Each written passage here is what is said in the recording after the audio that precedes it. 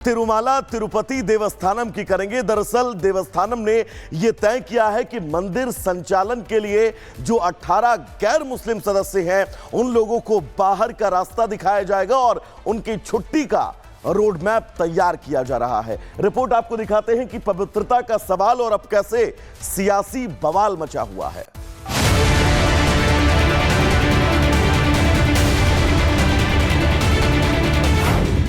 तिरुपति मंदिर से 18 कर्मचारियों की छुट्टी।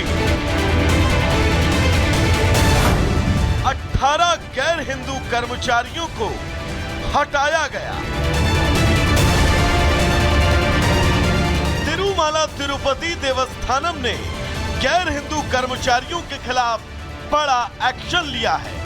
18 कर्मचारियों को हटाए जाने की तैयारी है क्योंकि ये लोग मंदिर में कार्यरत होते हुए दूसरे धर्मों की परंपराओं का पालन कर रहे थे। टीटीडी के चेयरमैन बीआर नायडू के दिशा निर्देशों पर और भगवान वेंकटेश्वर की पवित्रता का ख्याल रखते हुए ये कदम उठाया गया है।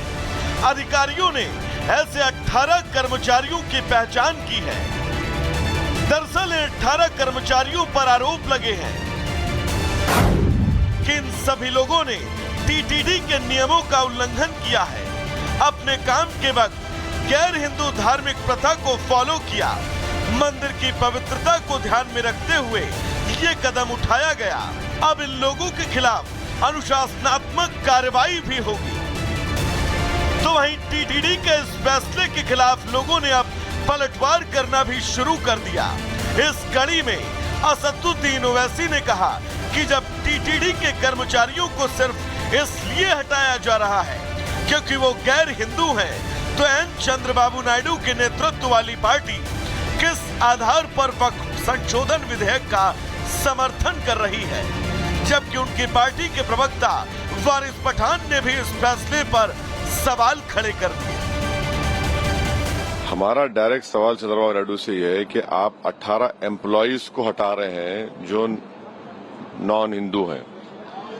फिर वो ये जो प्रपोज वक्फ बिल है जो ज्वाइंट वर्किंग कमेटी में आया, तेलुगु देशम ने क्यों बीजेपी का अमेंडमेंट का साथ दिया जिसमें कहा जा रहा है कि स्टेट मुस्लिम वक्फ बोर्ड्स में वहां पर मिनिमम 2 नॉन मुस्लिम रह सकते हैं। देखिए, पवित्रता का सवाल है, अच्छी बात है। आपने जो 18 लोगों को निकाला वो नॉन प्रैक्टिसिंग हिंदूज थे, आपने उनको निकाल दिया, वो आपका लुकआउट। लेकिन वहीं पर जब वक्फ अमेंडमेंट बिल ये लोगों ने इंट्रोड्यूस किया है ना, उसके अंदर क्या बताया है कि वक्फ के मैटर में 2 नॉन मुस्लिम आएंगे, सरकार की तरफ से वहां रहेंगे।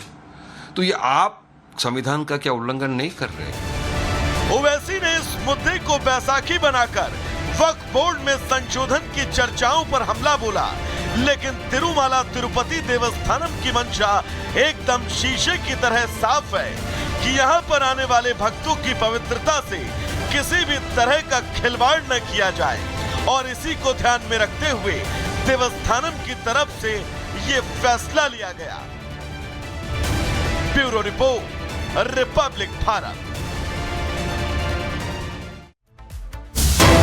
उस बीच आगे बढ़ेंगे। दरअसल बड़ी खबर एआई से जुड़ी हुई हम आपको बता दें, वित्त मंत्रालय ने इस दिशा में बहुत अहम और बहुत बड़ा फैसला लिया है। वित्त मंत्रालय में एआई के इस्तेमाल न करने की अपील की गई है। यह बड़ी खबर है। एआई से जुड़ी हुई एआई टूल से सावधान रहने की बात वित्त मंत्रालय की तरफ से कही गई है। वित्त मंत्रालय ने बिल्कुल स्पष्ट कह दिया है कि विभाग में इससे जुड़े कोई कामकाज ना हो। कर्मचारियों को यह मंत्रालय का बिल्कुल साफ निर्देश है कि एआई से जुड़े हुए कोई कामकाज इस टूल के जरिए इस्तेमाल न किए जाएं।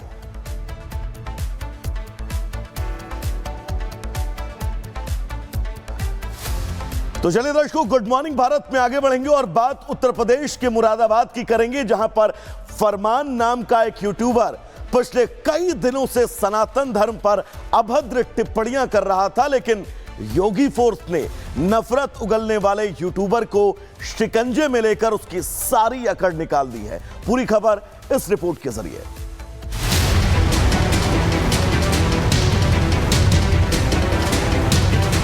सनातनी बेटियों को गाली, फरमान पर भारी।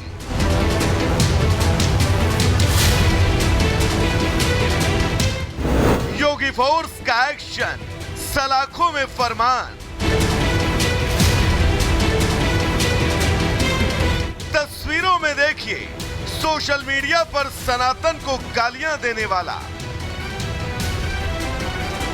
देवी देवताओं पर अभद्र टिप्पणी करने वाला योगी फोर्स के शिकंजे में है। पहले इसकी करतूत देखिए।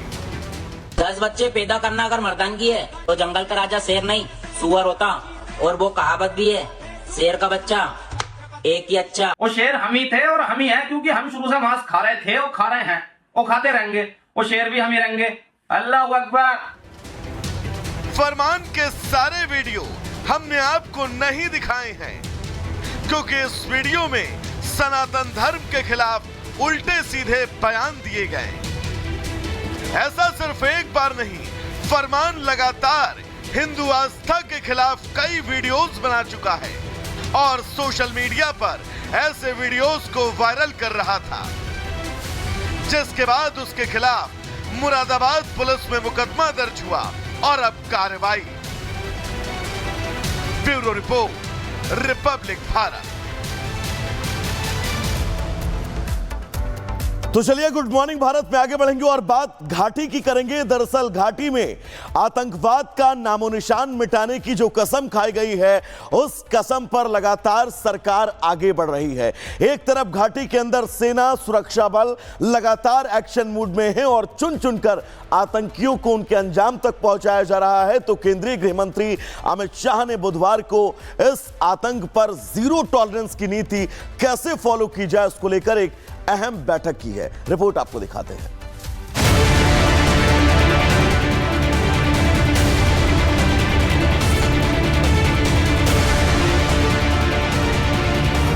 जम्मू कश्मीर की घाटी को आतंक मुक्त बनाने के लिए केंद्र की कोशिशें हर दिन जारी हैं।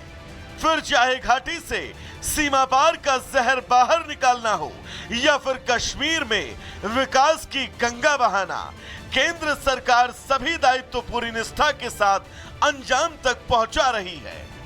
जम्मू और कश्मीर की सुरक्षा स्थिति पर बुधवार को एक उच्च स्तरीय समीक्षा बैठक की अध्यक्षता की। गृह मंत्री ने सभी सुरक्षा एजेंसियों को जीरो घुसपैठ का लक्ष्य रखकर आतंकवाद के खिलाफ लड़ाई को आगे बढ़ाने के निर्देश दिए। उन्होंने कहा कि आतंकियों के अस्तित्व को जड़ से खत्म करना लक्ष्य है। बैठक को संबोधित करते हुए गृह मंत्री ने कहा कि केंद्र सरकार जम्मू और कश्मीर से आतंकवाद को पूरी तरह समाप्त करने के प्रति कटिबद्ध है। उन्होंने कहा कि मोदी सरकार के निरंतर और समन्वित प्रयासों के कारण जम्मू और कश्मीर में आतंकवाद का इकोसिस्टम कमजोर हुआ है। अमित शाह ने कहा कि नार्को नेटवर्क से घुसपैठ और आतंकियों को अपनी गतिविधियां चलाने में समर्थन मिल रहा है। उन्होंने कहा कि नार्कोटिक्स के व्यापार से प्राप्त पैसे से ही टेरर फंड